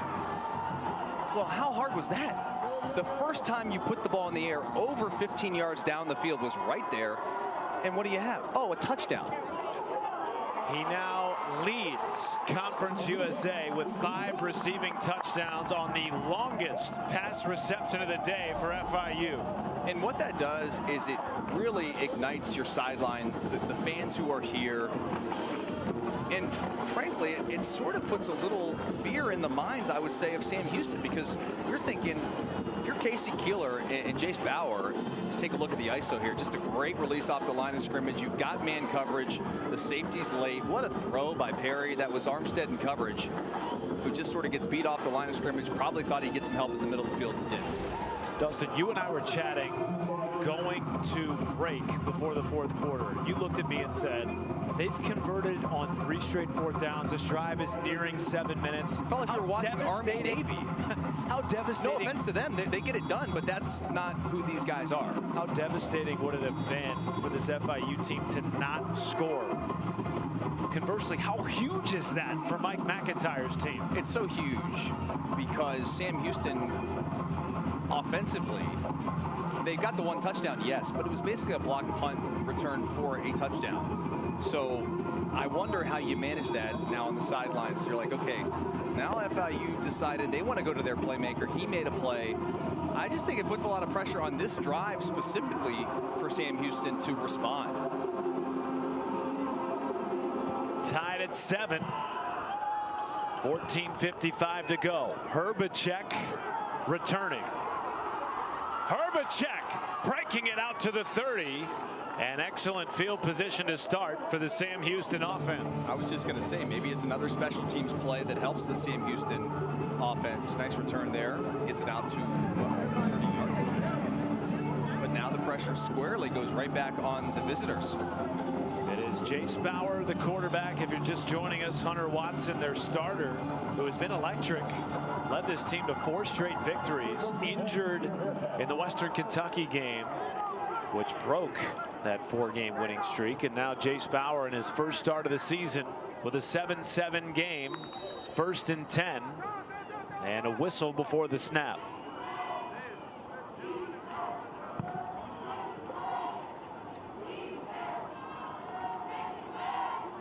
We will hear from Rodney Burnett, perhaps. No, we will not.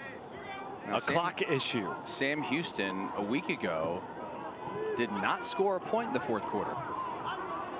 With Jace Bauer at quarterback. Matt Schumacher, the former Ohio State captain and national champion, Dustin Fox with you. You have way better hair than me. Nominal gain on first down. The catch was made by Michael Phoenix. got to give that rush defense of FIU a lot of credit. They have stifled the Sam Houston offense as I search for the right word. That was a great word. Thank you. It's that Ohio State education right there. It's no Butler education. 4 wide receivers set for Bauer. Time to throw, and connects with his man Simeon Evans. That is enough to move the chains. First down of the half for the Bearcats offense. And maybe it took until the fourth quarter for both these teams to sort of take the training wheels, so to speak, off the offense and open things up a little bit. That's a nice play right there by Bauer. Good throw to Evans on the deep dig route.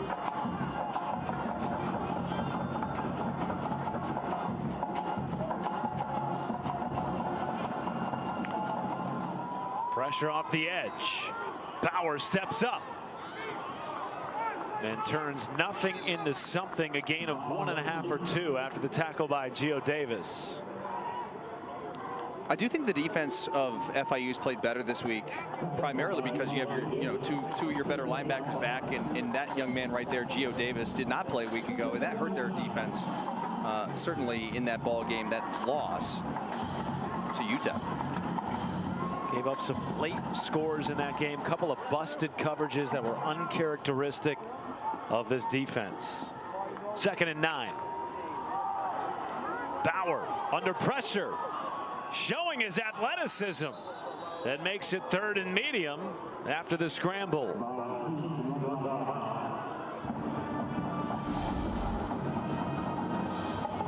Pressure comes off the left side. And that was Davis again who has the pressure, but he just looked, it was odd. I mean, he was right there. It's like you can make the play, and he sort of like slowed up a little bit. I wonder if there's something going on there. So now 3rd and 6.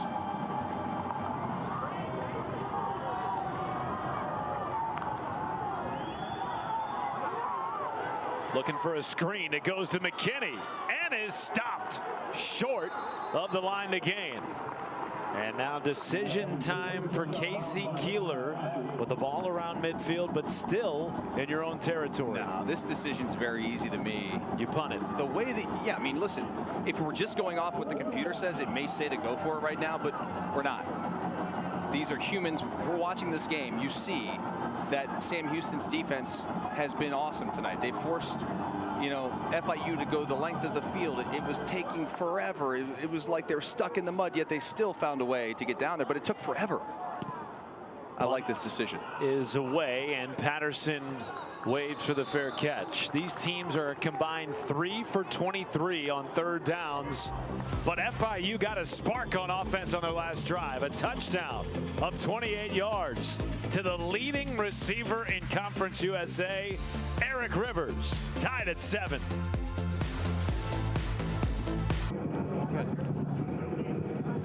We are back in Miami, where Eric Rivers finally getting involved in the 4th quarter. A 28-yard touchdown reception, the longest reception of the day for FIU, tying it at 7 apiece. And now the Panthers offense back on the field with a chance to take the lead, and less than 12 minutes to play in regulation. Perry on the give. And a nice gain on 1st down by Shamari Lawrence.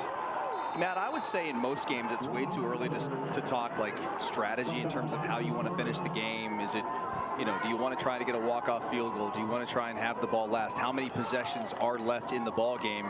And that's a conversation you have when you're talking about football in December and it's played in, like Philadelphia, or, talking about Army Navy, right? Those games, the possessions are so limited. Today, now with 11 minutes to go, you wonder how many more times will either team touch the ball before the clock hits all zeros. Perry on play action. Maybe some miscommunication there with Dean Patterson. Looked like he thought Patterson was going to come back to the ball. He kept running and had to bury it. Yeah, but that's okay because it was 2nd and 1. So you still have an opportunity to come right back here on 3rd and less than a yard. And you know what? Why not do the tush push? It's worked for them multiple times, and they've also got 2 penalties on it. They've drawn 2 penalties on it. Right on cue, Dustin Fox. 3rd and 1, the tush push. I don't know that he got there on that one. Sam Houston saying they got to stop. It will depend on the spot, which looks favorable, and it will move the chains. Yeah, they didn't quite have to get to the 30. And I saw when the one official was coming in, he was beyond the line to gain. So they're a nice pickup on 3rd and less than a yard. Casey Keeler's not so happy about that call. His team is 1 win away from bowl eligibility in just their 2nd season at the FBS level. Won the FCS National Championship in the spring of 2021. Many of those players, 9 in fact, are still on the roster, a very veteran group. Joseph is taken down by Chris Murray, the 2nd-year TCU transfer.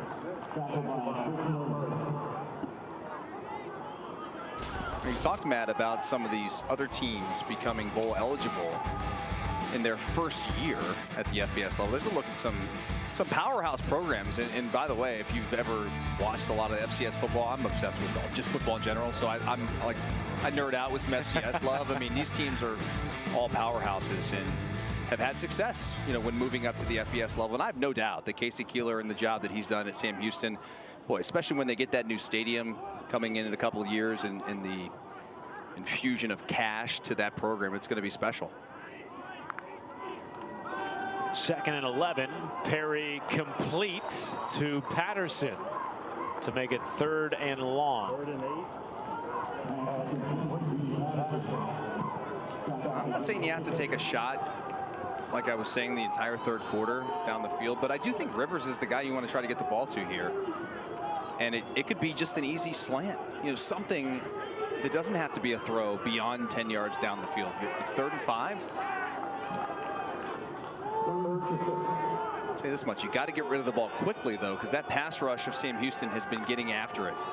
Here they come again with extra men, and the pass is caught by Rivers, but short of the line to gain. Man, partner, I'm torn on what to do here. Offense looks like it's going to stay on the field, yeah, Dustin Fox. I don't know that I love this call. I think I would punt it, and they, I think, feel the same way.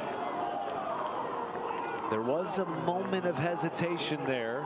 Remember, they converted 3 straight 4th downs on their last drive. True, but those were out near midfield. True. I mean, we're at the 9-yard line here. I think your defense, the way that they played, you put them back on the field. Montiel gets it off a high arcing kick. Ife Adei will make the fair catch at the 15. Sam Houston, led by backup quarterback Jace Bauer, will take the football when we return. 8 minutes to play in Miami.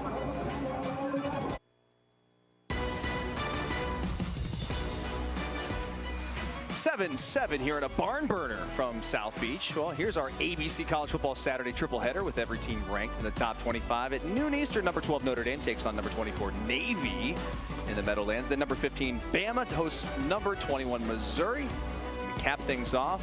8th ranked LSU and 14th ranked Texas A&M in College Station. What a lineup on ABC and ESPN Plus. I don't know that there's been a bigger Army-Navy game, I beg your pardon, Notre Dame-Navy game in many, many years. They will play this weekend. Jay Ducker on 1st down for 3 or 4. Well, the other thing to keep in mind if you just joined us is that Sam Houston's having a bit of an issue with their kicking game. They've missed 2 field goals early in the first quarter of this game, which is why there's just 7 points for Sam Houston. But you have to wonder, if you do get inside FIU territory at some point late in this ball game, what do you do? Bauer keeps, rumbles ahead for a 1st down, lowering the boom on JoJo Evans. A little sense of urgency here by the Bearcats, and I like it. I think you try and pick up the pace a little bit here. They've been so methodical in what they've done offensively. They've taken so much time.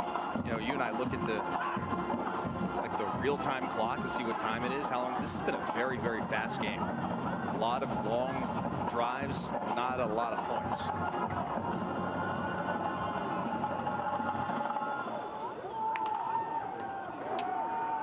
Bauer on 1st and 10 is complete to Elijah Sohn, former walk-on after an All-American swimming career at Texas A&M. As the rain starts to pour down in South Florida, and Christian Pavon, to your point, wearing number 48 on your screen, 49 rather. A couple of misses from 41 and 49 in the first quarter, battling the flu this week. How much did that play into those uncharacteristic misses?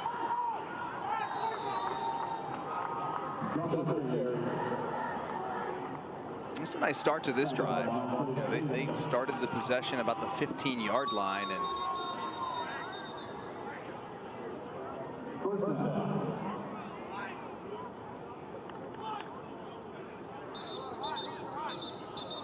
couple of whistles here. Sam Houston started to walk off the field, and now the officials are bringing them back on for 1st and 10 as the clock continues to churn.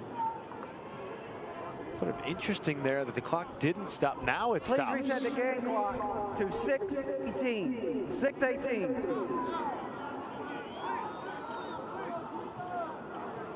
Rodney Burnett, our referee, has been all over it tonight.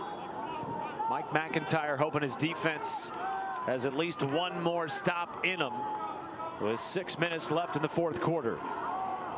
Ducker ducking behind tacklers and burrowing ahead for a gain of 5 or 6. And that clock just continues to run inside of 6 minutes. Sam Houston on a nice drive here in the 4th quarter, where they have not scored in the 4th quarter in this game or last week's game. Bauer keeps, has Sohn for a 1st down. So a couple of targets to their big tight end on this drive to extend the drive. Yeah, it's sort of surprising. Elijah Sohn has really come on for this team, certainly in the run game, but his athletic ability, you can see that right there. I mean, this is a guy that was potentially an Olympic swimmer, Matt. I mean, so talk about like the athleticism to be able to do that. Took 6 years off between playing football in high school and then walks on, essentially, decides he wants to change the course of his life, and here he is. Bauer on the ground, knocked down after a pickup of 5. Well, Elijah Sohn, to your point, hadn't played football since his freshman year at Aledo High School in Texas. He ran into Jermichael Finley, a former NFL great at tight end, and elicited his help at one of the local indoor facilities back in his hometown. It has paid dividends as he has become their top tight end this season.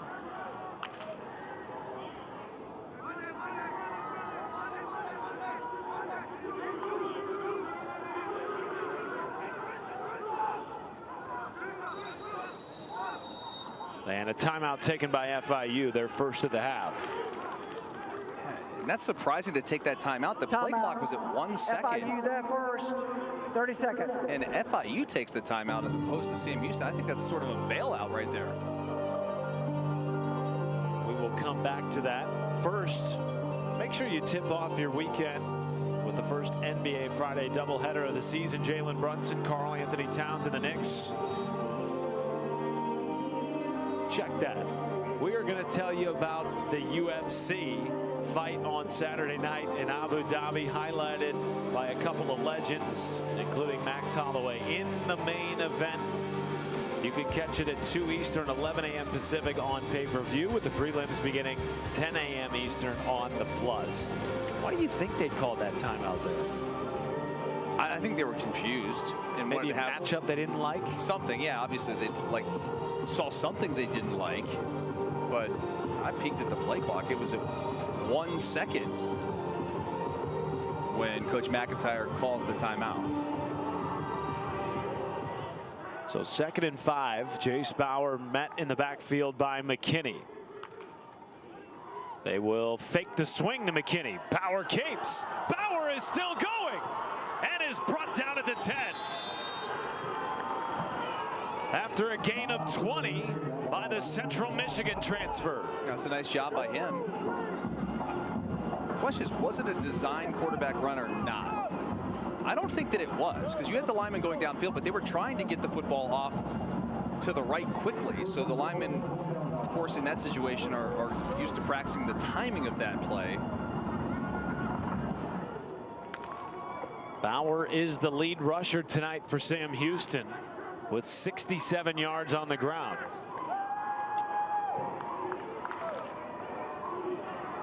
He will keep it again and gets it inside the 5.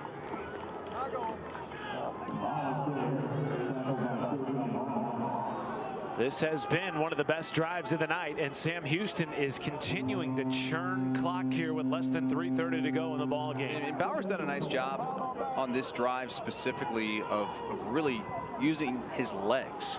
This is the Bauer that I saw when I had the opportunity to do a few of his games in Mount Pleasant at Central Michigan. And I sort of thought we'd see more of this in the game plan coming into the game, but it really wasn't until the second half that they've exploited this part of the offense. Bauer gives it to McKinney, and he is stopped short of the goal line. They will mark him down at about the 4. Tackle made by Elijah Anderson-Taylor. Well, remember the last time prior to the first half ending, Sam Houston went all the way down the field and stalled inside the 5-yard line on 4th and goal. No less. This one will be a little different if they don't pick up this 3rd goal. On that drive, it went over 8 minutes. FIU can't afford that here with 2.5 to play and 2 timeouts for the Panthers plus the 2-minute timeout. Less than 10 on the play clock. And good job of Bowers using all the play clock. Bauer gives it to McKinney. He is stacked up in the backfield. Taken down by a swarm of Panthers led by Antonio Patterson. And that will take us to the 2-minute timeout and a huge 4th and goal with Christian Pavon looking on. Will they go to their place kicker who has missed 2 field goals tonight? We find out next in Miami.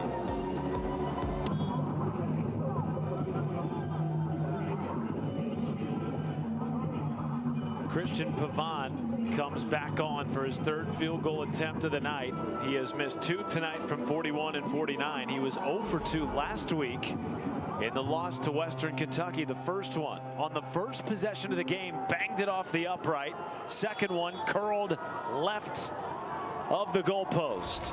This from 20, a chip shot to take the lead. And Pavon bangs it through. And Sam Houston back on top with less than 2 minutes to play. Well, great job by the FIU defense to keep them out of the end zone. I don't know that Coach McIntyre had a lot of confidence they could go down and for sure get 7 points to try and force an overtime here. So good job by the FIU defense. But hey, what can you say about Sam Houston? They got the football at their 15-yard line. They drove all the way down inside the 5-yard line. They go 79 yards, 12 plays, and they ate 6 minutes off the clock. That's the most important part about that, because now you're under the 2-minute timeout. FIU only has 2 timeouts left, and they don't have time for more than 1 possession. This is it. I mean, so no matter what, this entire drive, it's going for it on 4th down, that whole deal. Mike McIntyre's team has been in so many close games. 3 losses this season of 9 points or less, including an OT loss to the reigning conference champion Liberty Flames. Trying to bust out of that trend at home, where they have won their 2 games this season. And they'll have to do it with 4th-string quarterback Chayden Perry. But first, the kickoff from Pavon. Sequan Nopierre back deep for the Panthers. Returnable from his own 10. Breaking it outside. Nopierre brings it up to the 35. An excellent starting field position for Chayden Perry and the Panthers. Really nice decision to bring that out, not taking the fair catch inside the 20. And now you set up your offense at about the 37-yard line. And you're not thinking field goal here, by the way. You're thinking you're going to go try to get 7. Okay, you want to put it in a position to try and win the football game. You've watched as much college football as anybody, Matt. You understand how difficult it is to put a game on a kicker, unless it's a chip shot like that. Instead, they put the game on the shoulders of the 4th-string quarterback, Chayden Perry, who before tonight had not attempted a pass at the FBS level. I think the guys played well. This pass is knocked incomplete by Kavian Gaither, who has been all over the field tonight. Ross Fournette, the intended receiver.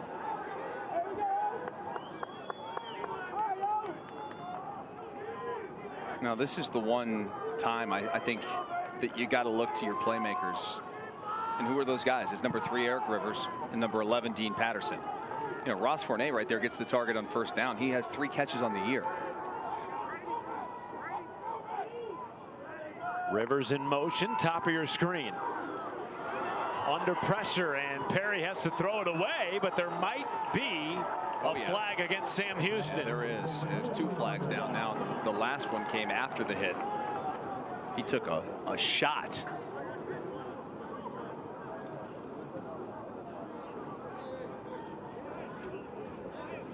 I think it was the big fella, 95, Seth Mason, I believe. Well, it looks like they may say Holding. Offense number 50. 10-yard penalty. Remains second down. Wow. Wow, interesting.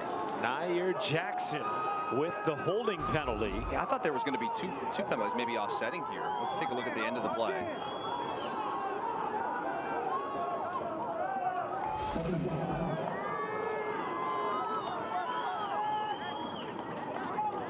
Not enough there to elicit a penalty on Sam Houston. So instead, 2nd and 20 for FIU.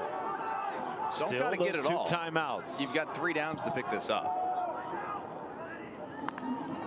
3 receivers to the left. Perry, a quick throw. Was it caught by Rivers? Indeed. Snatched it off the carpet. No. They're going to say a late incomplete. Comes in from one of our officials.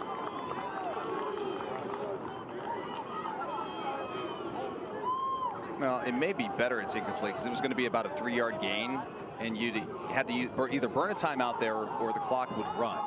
And with just 2 timeouts left, those timeouts are precious. 2 plays to get 20 yards and keep the game alive for FIU.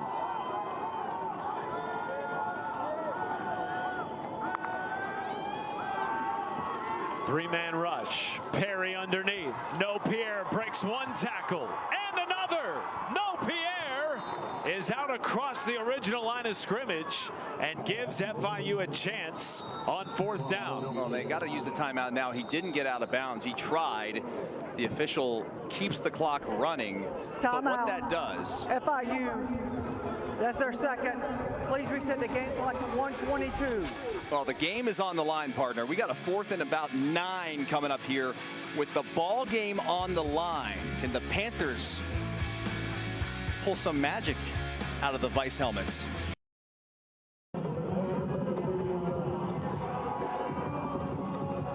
Fourth down and 9, game on the line. Chayden Perry, the 4th-string quarterback, tasked with keeping this game and this drive alive for the Panthers. I'm throwing the football to number 3 no matter what. Pressure comes. Perry under duress. Zips it to Patterson. Did he have enough for the first down? Yes, he did. And the game is still alive for FIU. But there is a flag in the backfield.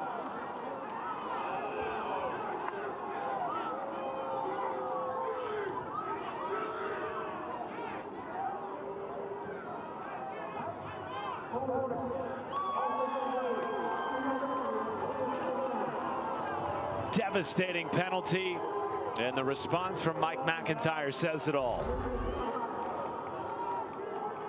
Yeah, it's a tough one. And they get Joseph there, right? Yep, Lexington Joseph, the running back who stepped in to aid on the pass protection with the pressure from Sam Houston. Tagged with the holding penalty that negated. Right there, because he does have his hands like kind of inside. A lot of times you don't see that unless the defender's trying to escape out Nonetheless, it's 4th and 19, and you know, if I'm FIU, take your time out here. Take a look at the defense. Can't take it with you. They will not. 4th in the game.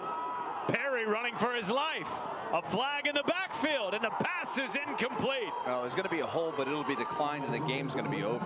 Caleb Weaver batting it down in coverage may have sealed the deal. Zone plays first down. So a devastating holding penalty by Lexington Joseph negated an 11-yard gain and a first down. And Sam Houston's going to sneak out of Miami with their 6th win, making them bowl eligible for the first time in program history. Now, how about that? What a game. Yeah, it sort of stinks that the game had to come down to that, because you had some drama there late where, you know, FIU was going to have the first down at about midfield, and then 2 back-to-back penalties. Victory formation for the backup quarterback Jace Bauer. First start tonight in place of the injured Hunter Watson. 900+ live exclusive events featuring football, men's and women's basketball, and home of all Conference USA championships. Sign up at ESPNplus.com. And Mike McIntyre shaking his head. Partner, another loss this season by 9 points or less. It'll be their 4th, and they will fall to 2-6. You got to give them a lot of credit. I mean, they're out there with their 4th-string quarterback. It took a little time to sort of settle in for him. I do wonder, if you look back on the game, do you wish you'd have got your playmakers on the outside a little bit more involved in the first 3 quarters? Didn't see Eric Rivers really come alive until the 4th. He had that big 28-yard touchdown reception, but K.C. Keeler's defense, perhaps the star of the night, holding FIU to just 7 points. They pitched a shutout in the first half, and the Bearcats will advance to 3-1 in the conference, 6-2 on the season, and become bowl eligible in just their 2nd year at the FBS level. Well, I'll say this much. Both these coaches have my respect, because they are tremendous human beings and great coaches.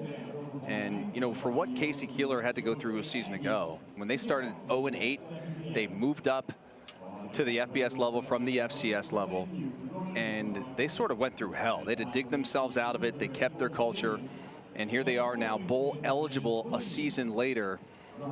It's pretty impressive that they've been able to do this. And on the other side, FIU, I mean, they're trying to build on something here.